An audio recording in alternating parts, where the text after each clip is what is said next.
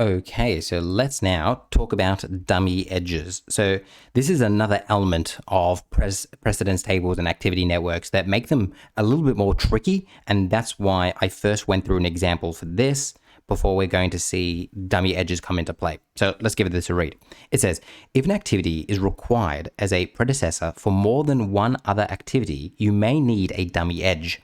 A dummy edge is drawn from the end of the shared immediate predecessor to the start of the activity with an additional immediate predecessor. And again, if you're reading that and you're like, what on earth does that mean? It will make more sense when we see an example. So just hold on with me. Here's important. A dummy edge is drawn with a dotted line, an arrow showing direction, and is usually labeled D or dummy.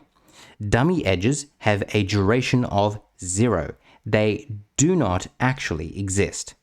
Dummy edges are necessary when the predecessor is required in different combinations. Now, this is where I would get a pen and I would underline that word different combinations. All right, we continue on.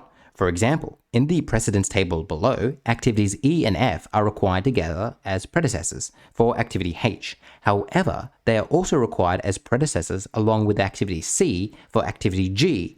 Different combo equals dummy edge. Can you underline, highlight that right there? Different combo equals dummy edge. Now, all of this may have sounded like absolute nonsense to you, but now we're going to go into an example and we're going to make sense of it.